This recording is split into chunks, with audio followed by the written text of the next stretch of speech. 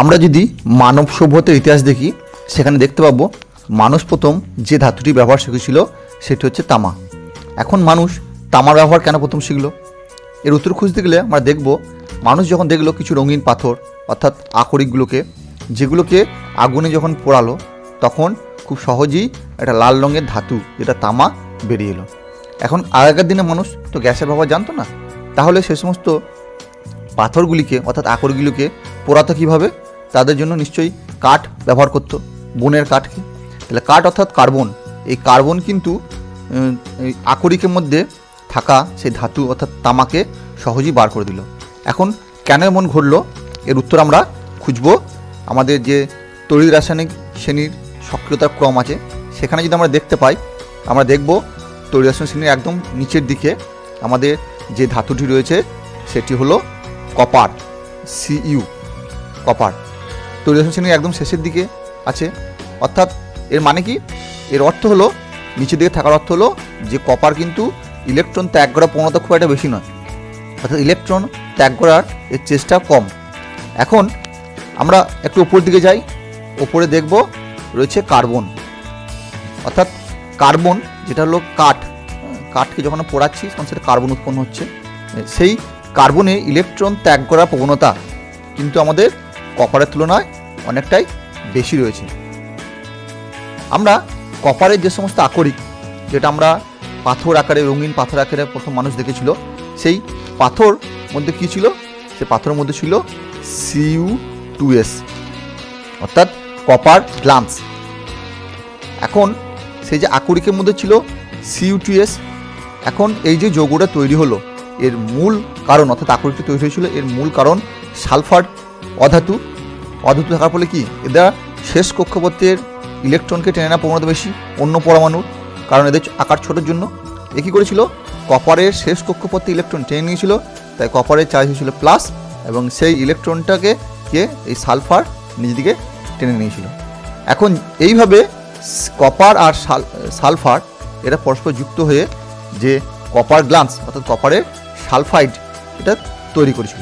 এখন যখন এই আকরিকটিকে, এই পাথরটিকে আগুনের মধ্যে পোড়ানো হলো, তখন কাঠের মধ্যে থাকা কার্বন ইলেকট্রন ত্যাগ করার প্রবণতা বেশি, তাহলে কার্বন কী করলো? ইলেকট্রন ত্যাগ করে দিল। ইলেকট্রনটা ত্যাগ করে এই যে সালফার ইলেকট্রন নেওয়ার প্রবণতা বেশি। যে ইলেকট্রন কপার দিচ্ছিল কিছুটা অনিচ্ছাকৃতভাবে, কেন কপারের অবস্থান অনেকটা নিচের দিকে, কিন্তু কার্বন খুব সহজেই স্বইচ্ছায় ইলেকট্রনটাকে ত্যাগ করে দিচ্ছিল। সালফার সুযোগ পেয়ে গেল, সালফার ইলেকট্রন প্রয়োজন, যেখানে কপার থেকে খুব কষ্ট করে ইলেকট্রন বার করতে ছিল সেরকম খুব সহজেই, ঠিক আছে, কার্বন খুব সহজেই সেখানে এসে ইলেকট্রন দান করে এই সালফারে কী করলো? ইলেকট্রনের চাহিদা পূরণ করে দিল।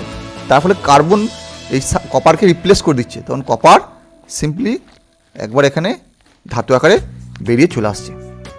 এই পদ্ধতির নাম হলো কার্বন বিজারণ পদ্ধতি। এই কার্বন বিজারণ পদ্ধতি পরবর্তীকালে মানব সভ্যতা যখন উন্নতি হলো তখন বিভিন্ন এই যন্ত্রপাতি আবিষ্কার হলো। এখানে একটা কার্বন বিজারণ পদ্ধতি দেখানো হয়েছে।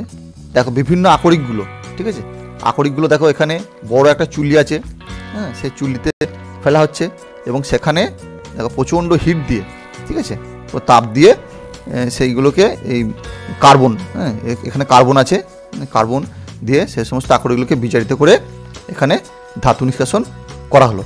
এখন এই কার্বন বিজারণ পদ্ধতিতে কোন কোন ধাতুগুলো নিষ্কাশিত হবে দেখো খুব সহজেই বুঝতে পারবে।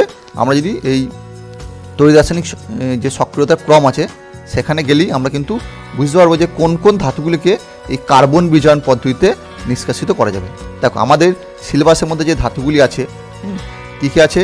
কপার, দেখো কপার আছে, Cu, ঠিক আছে, কপার আছে, জিঙ্ক আছে, আয়রন আছে, Fe। তাহলে এই তিনটে ধাতুকে দেখো কার্বনের নিচে আছে, তাহলে কার্বনের নিচে থাকার জন্য জিঙ্ক, লোহা আর কপার, এই তিনটে ধাতুকে কিন্তু আমরা কার্বন বিজারণ পদ্ধতিতে নিষ্কাশন করতে পারি। আবার দেখো অ্যালুমিনিয়াম ধাতুর নিচে কিন্তু কারা থাকছে?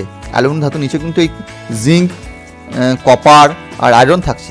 তাহলে কার্বনের পরিবর্তে যদি আমরা অ্যালুমিনিয়াম ব্যবহার করেও কিন্তু এই ধাতুগুলির আকরিক থেকে এগুলোকে নিষ্কাশিত করা যায়, তখন সেই পদ্ধতির নাম হয়ে যায় থার্মিট পদ্ধতি, বিশেষ পদ্ধতি। অর্থাৎ যখন আমাদের জিঙ্ক, আয়রন আর কপার এদের আকরিকগুলোকে যখন অ্যালুমিনিয়াম দ্বারা বিজারিত করব, তখন সেই পদ্ধতির নাম হচ্ছে থার্মিট পদ্ধতি। দেখুন এই থার্মিট পদ্ধতির ইউজ তোমরা দেখে থাকবে রেল লাইনে, যে সমস্ত মানে যেমন রেল লাইনের রাস্তাতে, হ্যাঁ, এই রেল লাইনে যখন কোনো ফাটল ধরে যায় তখন এই ঝালাইয়ের কাজে কিন্তু এই থার্মিট পদ্ধতি, ঠিক আছে, এই থার্মিট পদ্ধতির ব্যবহার কিন্তু প্রচুর পরিমাণে হয়, ঠিক আছে। এই থার্মিট পদ্ধতি এখানে কি করা হয়, দেখো থার্মিট পদ্ধতিতে যেটা ইউজ করা হয় সেটা হলো এই অ্যালুমিনিয়াম, ঠিক আছে। অ্যালুমিনিয়াম চূর্ণ, অ্যালুমিনিয়াম চূর্ণের সঙ্গে যে লোহার আকরিক, ঠিক আছে, লোহার আকরিক রেড হেমাটাইট, এটা মেশানো হয়, মিশিয়ে প্রচুর হিট দেওয়া হয়, ঠিক আছে। হিট প্রায় 2000 ডিগ্রি সেন্টিগ্রেড, এখানে তাপমাত্রা থাকে প্রায় 2000 সেন্টিগ্রেড। এত উচ্চ চাপে কী হয়, এই যে অক্সাইড, এ তো একটা জারক পদার্থ, অর্থাৎ এই ইলেকট্রন এর প্রয়োজন, হ্যাঁ, তাই ইলেকট্রন প্রয়োজন বলতে লোহাকে জ্বালাতন করেছে, লোহার শেষ করে ইলেকট্রন নিয়ে এই যৌগটা তৈরি করেছে। তখন এই লোহার যে অ্যালুমিনিয়াম উপরে থাকে, তো দেখবে যে লোহার অ্যালুমিনিয়াম উপরে আছে, তাহলে লোহা থেকে ইলেকট্রন বার করার যে কষ্ট ছিল, অ্যালুমিনিয়াম সেখানে নিজে এসে সব পুনরুদ্ধিতভাবে সে ইলেকট্রন দিচ্ছে অক্সিজেনকে, সেই যে খামতি ইলেকট্রনে সেটা পূরণ করছে। তখন লোহা কিন্তু নিজে থেকেই এখানে বেরিয়ে চলে আসছে, লোহা অর্থাৎ বিজারিত হয়ে অ্যালুমিনিয়াম দ্বারা বিজারিত হয়ে এখানে চলে আসছে। এই থার্মিট পদ্ধতিতে কিন্তু ধাতু নিষ্কাশন করা হয়। আরেকটা পদ্ধতি, একটা জিনিস দেখো, এই যে তৈলাসীন শ্রেণীতে আমরা দেখলাম যেগুলো নিচের দিকে একটু রয়েছে, অ্যালুমিনিয়াম নিচে কী রয়েছে তোমার জিঙ্ক, আয়রন, কপার, এগুলো নয় এই বিজারণ পদ্ধতিতে হয় থার্মিট পদ্ধতি অথবা কার্বন বিজারণ পদ্ধতিতে নিষ্কাশন করা হচ্ছে, কিন্তু যেটা একটু ওপরের দিকে থাকছে, তাই না। এই দেখো অ্যালুমিনিয়াম তো ওপরের দিকে থাকছে, তাহলে অ্যালুমিনিয়ামকে কীভাবে বার করবো, দেখ অ্যালুমিনিয়ামকে বার করার একটা সহজ পদ্ধতি পরবর্তীকালে আবিষ্কৃত হয়, সেটা হচ্ছে তড়িৎ বিশ্লেষণ পদ্ধতি। দেখো অ্যালুমিনিয়াম যেহেতু তড়িৎ শ্রেণীতে যথেষ্ট ওপরের দিকে থাকে, তাই কী করে খুব সহজেই নিজে থেকে ইলেকট্রন ছেড়ে দেওয়া প্রবণ থাকে। তাই অ্যালুমিনিয়ামের যে আকরিকগুলো থাকে, যেমন বক্সাইট, ঠিক আছে, বক্সাইট Al2O3, এই বক্সাইট যে থাকে, এই বক্সাইটকে যখন গলিত অবস্থা করে দেবো, তখন অ্যালুমিনিয়াম করে ইলেকট্রন ছাড়ার প্রবণতা খুব বেশি, তাই নিজে থেকেই অ্যালুমিনিয়াম কিন্তু ইলেকট্রন তখন ছেড়ে দেবে, অ্যালুমিনিয়াম আয়ন তৈরি হয়ে যাবে। তখন এই আয়নটা কার দিকে ছুটবে, যে ক্যাথোড থাকবে, ক্যাথোডের দিকে এটা ছুটে যাবে, ক্যাথোডে গিয়ে ইলেকট্রন নিয়ে এটা অ্যালুমিনিয়াম ধাতুতে পরিণত হবে, ঠিক আছে। এখন দেখো এই তিনটে পদ্ধতি আমরা দেখলাম ধাতু নিষ্কাশন ক্ষেত্রে। একটা হলো তোমার কার্বন বিজারণ পদ্ধতি, একটা হলো থার্মিট পদ্ধতি।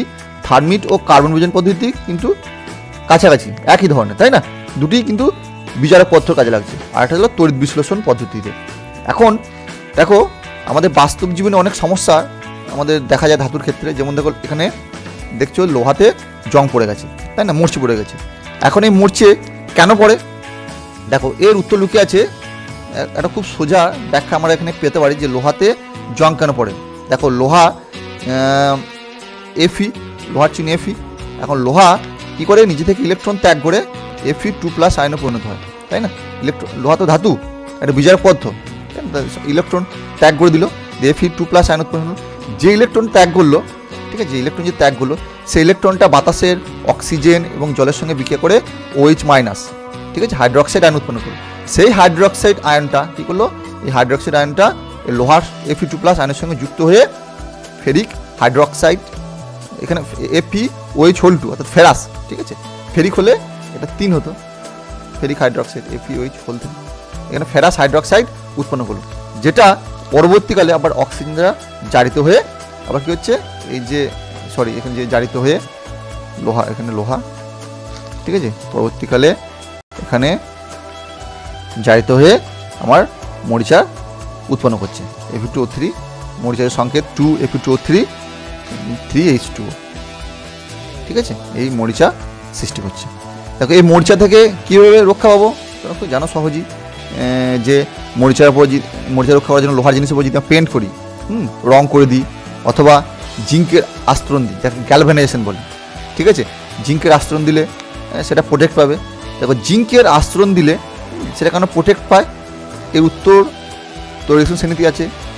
দেখো লোহার এখানে অবস্থান কোথায় রয়েছে, লোহার অবস্থান থেকে এখানে, লোহার ওপরে জিঙ্ক, তাহলে জিঙ্কের আস্তরণ দিলে লোহার চেয়ে জিঙ্ক বেশি বিজারক পদার্থ, অর্থাৎ সহজেই এখান থেকে ইলেকট্রন বেরিয়ে যায়, তাই না? তাই বাতাসে অক্সিজেন, জলীয় বাষ্প এরা জিঙ্ক অ্যাটাক করে, বাইরে জিঙ্ক অ্যাটাক করে, ভেতরে আয়রন কিন্তু সুরক্ষিত অবস্থায় থাকে। দেখো শুধুমাত্র লোহার ক্ষেত্রে এরকম ঘটনা ঘটে না, এখানে দেখো কিছু অ্যালুমিনিয়াম বাসনপত্র আছে। দেখ অ্যালুমিনিয়াম বাসনপত্র এমনি আস্তে আস্তে এর উপর কি বিভিন্ন রকম ছোপ পড়ে যায়, তাই না? বাতাসে জলীয় বাষ্প এদের দ্বারা অ্যাটাক করে বিভিন্ন রকম ছোপ পড়ে যায়। আবার ধরো আমরা যদি তামার বা যদি আমরা ওই কাঁসা বা পিতলের জিনিসপত্র রাখি, সেখানে দেবে এরকম একটা দেবে আস্তরণ, এই আস্তরণগুলো দেবে পড়তে থাকে। দেখো এই আস্তরণগুলো পড়ছে, এই একটা বিভিন্ন রঙিন সবুজ কালারের এই আস্তরণগুলো, ছোপগুলো পড়তে থাকে। জিঙ্কের ক্ষেত্রেও তাই হয়, দেখো এই বাসনগুলো এভাবে ছোপগুলো পড়ে।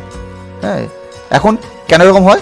কারণ খুব সোজা, দেখো এই বাতাসের মধ্যে দেখো যে অ্যালুমিনিয়াম বা তামা, ঠিক আছে, বা জিঙ্ক, এই ধাতুগুলো থাকলে বাতাসে দেখো জলীয় বাষ্প, জল বা বাতাসে অক্সিজেন, ঠিক আছে, বা বাতাসের এই কার্বন ডাইঅক্সাইড, এই সমস্ত পদার্থগুলি দ্বারা এরা এর সঙ্গে বিক্রিয়া করে, রাসায়নিক বিক্রিয়া করে বিভিন্ন যৌগ উৎপন্ন করে, এবং সেই যৌগগুলি এরপর বিভিন্ন ছাপ ছেড়ে যায়। যেমন ধরো অ্যালুমিনিয়ামের ক্ষেত্রে তোমরা লক্ষ্য করো, অ্যালুমিনিয়ামের ক্ষেত্রে বাতাসের যে জলীয় বাষ্প আছে সেটা বিক্রিয়া করে অ্যালুমিনিয়াম হাইড্রক্সাইড উৎপন্ন করে, ঠিক আছে, যে অ্যালুমিনিয়াম হাইড্রক্সাইড একটা বাতাসের উপর আস্তরণ ফেলে দেয়। আবার দেখো কপারের ক্ষেত্রে, দেখো কপারের ক্ষেত্রে অ্যালুমিনিয়াম পর দেখো তামা বা কপারের ক্ষেত্রে বাতাসে দেখো জলীয় বাষ্প কার্বন ডাইঅক্সাইড বিক্রিয়া করে এই যৌগটা CuCO3 COH2 এটা উৎপন্ন করছে। আবার জিঙ্কের ক্ষেত্রে তাই দেখো, জিঙ্ক কার্বনেট আস্তরণ, বাতাসে কার্বন ডাইঅক্সাইড জলীয় বাষ্প এই সমস্ত সঙ্গে বিক্রিয়া করে বিভিন্ন যৌগের আস্তরণ পড়ছে, তাই এগুলি রঙগুলো এরকম ফেড হয়ে যায় বা এরপর বিভিন্ন ছোপ পড়ে। এখন এই সমস্ত যৌগগুলি যেগুলো তৈরি হচ্ছে, দেখো এই LOH3 বা CuCO3 COH2 বা দেখো ZnCO3 ZnOH2, এটা কিন্তু বিষাক্ত পদার্থ, তাই না? তাহলে এই সমস্ত পাত্রের উপর যদি খাবার খাওয়া হয় তখন কিন্তু এই সমস্ত যৌগগুলি খাবারের সঙ্গে মিশে আমাদের পেটে আসবে এবং শরীরে নানা রোগের কিন্তু প্রাদুর্ভাব আমাদের শরীরে ঘটবে।